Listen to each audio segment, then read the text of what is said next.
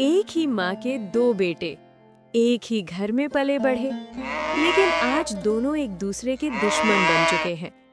आखिर ऐसा क्या हुआ कि भाई ने भाई से मुंह मोड़ लिया? गांव का एक छोटा सा घर, मिट्टी की दीवारें, टीन की छत, और उस घर में रहते थे 4 लोग, माँ, पिता और उनके 2 बेटे। बड़ा बेटा रमेश, शांत, समझदार और जिम्मेदार, और छोटा बेटा सुरेश, जो सपने बहुत बड़े देखता था। भैया, मुझे नहीं लगता कि इस साल हमारी फसल का ज्यादा दाम आएगा, क्योंकि हमारे आधे से ज्यादा गांव वालों ने गेहूं की ही फसल उगाई है। सबके पास 50-60 एकड़ जमीन है और हमारे पास सिर्फ 8 एकड़ जमीन है। आपको क्या लगता है भैया? बोल तो तू सही रहा है सुरेश, लेकिन अब जैसी भगवान की इच्छा, हमारे हाथ में तो कुछ भी नहीं है। जो होगा उसका स्वीकार करने के अलावा कोई रास्ता नहीं। अगर भगवान की कृपा रही तो हमें अच्छा दाम भी मिल सकता है। देखते हैं क्या होता है। बेटा सुरेश, बेटा रमेश, तुम दोनों क्यों इतनी चिंता कर रहे हो? भगवान सब देख रहा है। तुम दोनों भाइयों ने बहुत मेहनत की है, तो वो तुम्हें जरूर अच्छे ही दाम देगा। ज्यादा सोचने से आदमी की चिंता और बढ़ जाती है। इसीलिए बेटा, ज्यादा चिंता मत करो। हाँ बेटा, ठीक ही तो कह रहे हैं तुम्हारे पिताजी। जिंदगी में एक बात हमेशा याद रखना मेरे बच्चों, भगवान ईमानदारी का फल जरूर देता है। तुम दोनों भाइयों ने जिस तरह मेहनत की है, भगवान तुम्हें भी जरूर अच्छे दाम देगा। हाँ, चलो ठीक है भैया, मैं थोड़ा अपने गांव के चौराहे तक जाकर आता हूँ। थोड़ी देर में लौट आऊँगा। अगर कुछ हो तो बता देना, ठीक है भैया? इतना कहते ही सुरेश घर से निकल पड़ा, गांव के चौराहे की ओर। सुरेश के सपने बहुत बड़े थे, इसीलिए वो ज्यादा सोचता भी था। उसके मन में एक ही चिंता थी, अगर गेहूं का दाम अच्छा नहीं आया तो उसके घर का गुजारा कैसे चलेगा। अरे आओ आओ सुरेश, क्या हाल चाल है? सब ठीक है ना? सुना है तुम्हारा दोस्त शहर से आया है। कौन सा दोस्त आया है? मुझे तो कुछ पता नहीं है।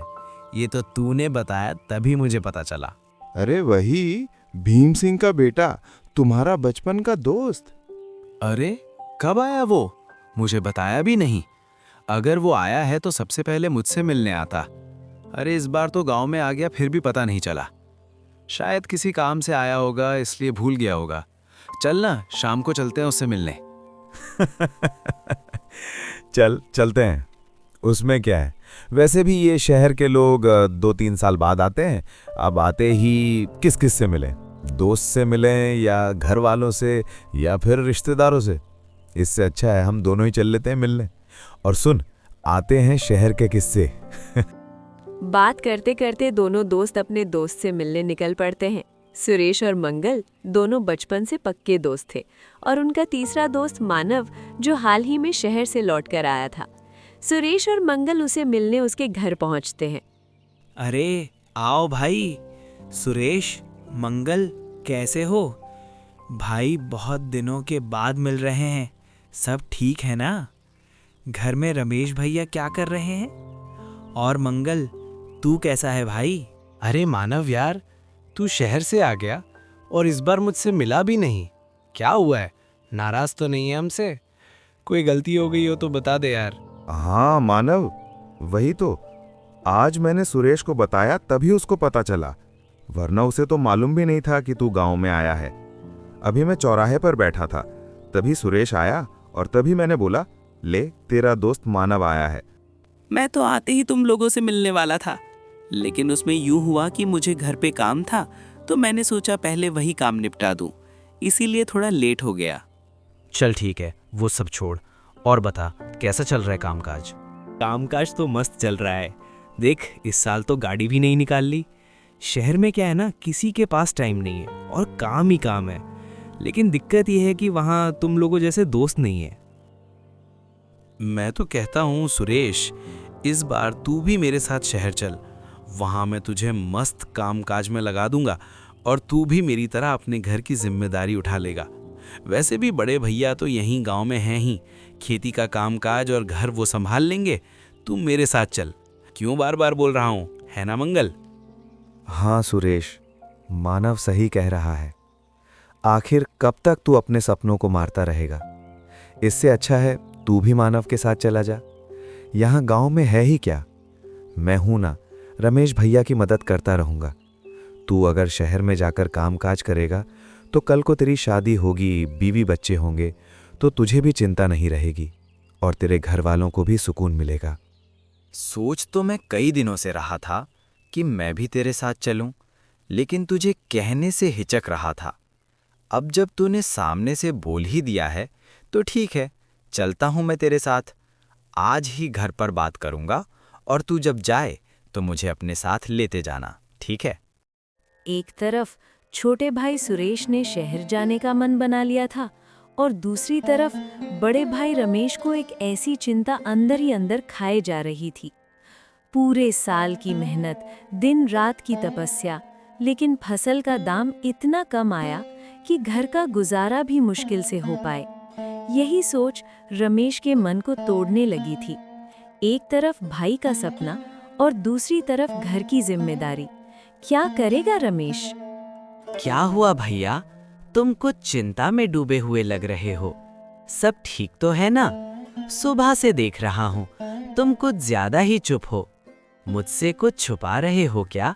बताओ ना भैया, मैं भी तो इस घर का हिस्सा हूँ। नहीं नहीं सुरेश, ऐसी कोई खास बात नहीं है। बस इस साल जो हमने फसल उगाई थी ना, उसका कुछ खास दाम नहीं आया, इसलिए थोड़ी चिंता हो रही थी कि इस घर को कैसे संभालूंगा। माँ बाबा की दवाई, घर का खर्च, सब कुछ इसी सोच में ही हिटकर सोच रहा था। भैया, उसमें चिंता क्यों कर रहे हो? मैं हूं ना, हम दोनों भाई मिलकर इस घर को संभाल लेंगे। और इसीलिए तो मैंने आज एक फैसला लिया है। मैं उसी बारे में आपसे बात करने आया था। सोचा पहले अपने बड़े भैया से बात कर लूं, फिर आगे कदम बढ़ाऊं। फैसला? कैसा फैसला? क्या करने का सोचा है सुरेश? जो भी करेगा सोच समझ कर ही करेगा। मुझे इतना तो भरोसा है तुझ पर। बस जल्दबाजी में कोई कदम मत उठा लेना। मेरा दोस्त मानव, वो भीम सिंह का बेटा, वो शहर से आया है, तो मैं और मंगल उसके घर गए थे उससे मिलने। बात हुई बातों में उसने कहा, सुरेश तू भी मेरे साथ शहर चल, वहाँ मैं तुझे किसी काम काज में लगा दूंगा। तुझे भी घर संभालने में दिक्कत नहीं आएगी और घर की ज़रूरतें भी थोड़ी कम हो जाएंगी। तो मैंने भी उसे बोल दिया कि इस बार जब तू शहर जाए तो मुझे भी अपने साथ लेते जाना। मैंने फैसला किया है भैया कि मैं भी शहर जाकर अच्छा सा काम करूंगा और घर की जिम्मेदारी अपने ऊपर ले लूंगा। सुरेश, तू सच में शहर जाने का सोच रहा है? तुझे पता भी है वहां की जिंदगी कितनी अलग होती है। यहाँ खेत हैं, अपना घर है, अपना गांव है। वहां ना अपना कोई होगा ना सहारा। लेकिन अगर तूने ठान ही लिया है तो मैं तुझे रोकूंगा नहीं। बस इतना याद रख, घर का दरवाजा हमेशा तेरे लिए खुला रहेगा। हाँ भैया, वो तो है, लेकिन क्या करूं, जाने का मन मेरा भी नहीं है। आप सबको छोड़कर दिल तो यहीं लगता है, इस घर में आपके साथ। पर परिस्थितियां ही ऐसी हैं भैया कि समझ नहीं आता क्या करूं। अगर भगवान ने साथ दिया तो मैं अच्छा कारोबार कर लूंगा और फिर आप सबको कभी परेशान नहीं होने दूंगा।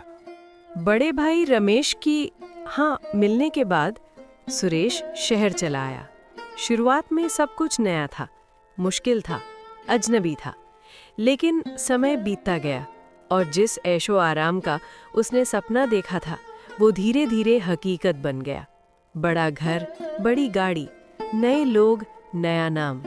सुरेश अब एक बड़ा आदमी बन चुका था, लेकिन सफलता की चमक में वो ये भूल गया कि पीछे एक गांव भी है जहां उसका घर है, माता पिता है और एक बड़ा भाई जो आज भी उसी मिट्टी में उसका इंतजार कर रहा है।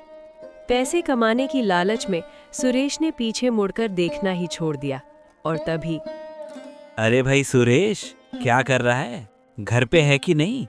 आजकल तो तुझे भी गांव की याद नहीं आ रही क्या? क्यों, शहर में पूरी तरह जम गया है तू?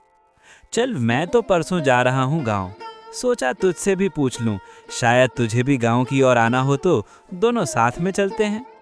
आओ आओ भाई मानव, क्या तू गांव जा रहा है परसों? अरे यार, गांव में क्या रखा है? मैं तो कहता हूँ तू भी मत जा। क्यों खाली फोकट में घूमने जाना? यहाँ देख कितना काम है मेरे पास। मेरे पास तो टाइम ही नहीं है, क्या बताऊं तुझे? कितना काम है मत पूछ। अरे सुरेश, ये तो क्या बोल रहा है? जिस गांव में हम बड़े हुए, जिस मिट्टी का हमने अनाज खाया, आज उसी मिट्टी के बारे में तू ऐसे बोल रहा है? तुझसे ये उम्मीद नहीं थी। पैसे आ जाएं तो आदमी बड़ा हो जाता है, लेकिन उसे ये नहीं भूलना चाहिए कि वो पहले कहाँ था। समझ रहा है ना मैं क्या कह रहा हूँ? अरे तो क्या हुआ? मेरी किस्मत बदली है, मेरी मेहनत का फल है ये। मैंने कहाँ कुछ गलत कहा है? गांव है तो गांव ही है, उसमें क्या रखा है? और हाँ भाई, तुझे जाना हो तो जा, मुझे कहीं नहीं जाना है। तो ठीक है सुरेश, मैं जा रहा हूँ गांव, क्योंकि मुझे पता है जिस आदमी के पास पैसा आ जाता है ना, उसकी चलने की चाल 2 इंच ऊपर हो जाती है। जमीन पर चलना वो भूल जाता है। लेकिन याद रखना, जिस मिट्टी ने तुझे खड़ा किया है, वही मिट्टी कभी कभी घमंड तोड़ना भी जानती है। मानव सुरेश से मिलने के बाद बिना देर किए सीधा गांव लौट आता है। शहर की चकाचौंध से निकलकर जब वो फिर उसी मिट्टी पर कदम रखता है तो उसके चेहरे पर दर्द साफ दिखाई देता है। गांव पहुंचते ही वो सबसे पहले सुरेश के घर की ओर चल पड़ता है। वही पुराना आंगन, वही दीवारें, लेकिन आज माहौल में कुछ भारीपन था। मानव अंदर जाता है और रमेश को सारी बात बता देता है। सुरेश के बदले हुए शब्द, उसका घमंड और गांव के लिए उसकी बेरुखी, हर एक बात रमेश के दिल में तीर की तरह चुभती जाती है। रमेश का चेहरा धीरे धीरे गुस्से से लाल हो जाता है। आंखों में दर्द भी था और अपमान भी।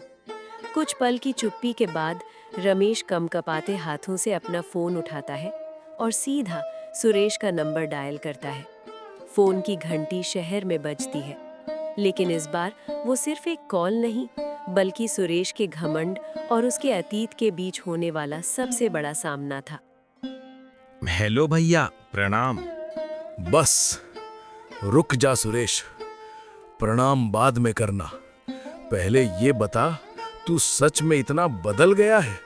जिस गांव ने तुझे पाला, जिस घर ने तुझे बड़ा किया, आज उसी को तूने कुछ नहीं रखा कह दिया। शर्म नहीं आई तुझे? पैसे कमाने लगा तो इतना बड़ा हो गया कि अपनी मिट्टी ही छोटी लगने लगी।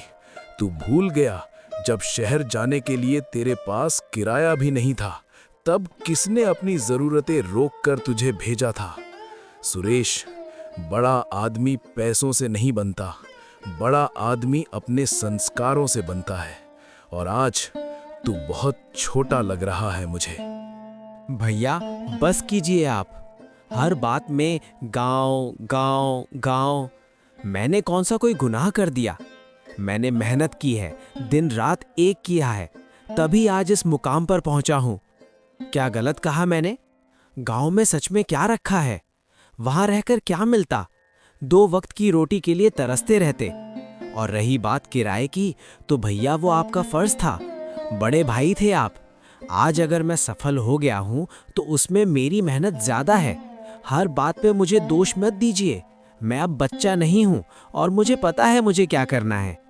सुरेश, आज तूने एक बात और कह दी कि तुझे भेजना मेरा फर्ज था।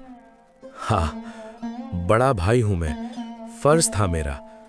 लेकिन ये भी सच है, उस फर्ज के लिए मैंने अपनी पढ़ाई छोड़ी थी, अपना सपना छोड़ा था। और जानता है, जब तू शहर गया था तब बाबूजी ने अपनी जमीन का आखिरी टुकड़ा बेच दिया था ताकि तू कभी झुक कर न जिए। और आज उन्हीं बाबूजी की तबीयत पिछले 3 महीनों से खराब है। हर रोज दरवाजे की तरफ देखते हैं, कहते हैं मेरा सुरेश कब आएगा। लेकिन मैंने उन्हें सच नहीं बताया कि उनका बेटा अब गांव को कुछ नहीं समझता। सुरेश, पैसा कमाने में तू इतना व्यस्त हो गया कि बाबूजी की दवाई के पैसे मैं उधार लेकर दे रहा हूं। और तू कहता है गांव में क्या रखा है? गांव में तेरा घर रखा है, तेरे माँ बाप की सांसें रखी हैं और तेरा असली वजूद रखा है। भैया, ये सब आपने पहले क्यों नहीं बताया? मैं इतना अंधा हो गया था क्या? बाबूजी 3 महीने से बीमार हैं और मुझे खबर तक नहीं। मैंने बहुत बड़ी गलती कर दी भैया। पैसों के घमंड में मैं सच में 2 इंच ऊपर चलने लगा था। मुझे माफ कर दो। मैं आज ही निकल रहा हूँ बाबूजी से भी और आपसे भी माफी मांगने। भैया, आपने अपना सपना छोड़ा और मैं आपको ही फर्ज याद दिला रहा था। मैं बहुत छोटा निकला, लेकिन अब मैं लौट रहा हूँ अपने घर, अपनी मिट्टी के पास। सुनी सच्चाई ने सुरेश को अंदर तक हिला दिया था। वो एकदम लड़खड़ा गया था, जैसे उसके पैरों तले जमीन खिसक गई हो। उस रात वो खुद से नजरें नहीं मिला पाया। सुबह होने का इंतजार भी उसे भारी लग रहा था। और फिर दूसरे दिन सुबह ही वो घर पहुंच गया। इस बार उसके कदमों में न घमंड था, न शहर का अपनापन, बस पछतावा था और झुका हुआ सिर, जो सुरेश गांव जाने से पहले था। आज वही सुरेश शहर से तो लौटा था, लेकिन पुराना वाला नहीं। अब उसमें न पैसों का घमंड था, न शहर का दिखावा, बस एक सादा दिल और अपनेपन की गर्माहट।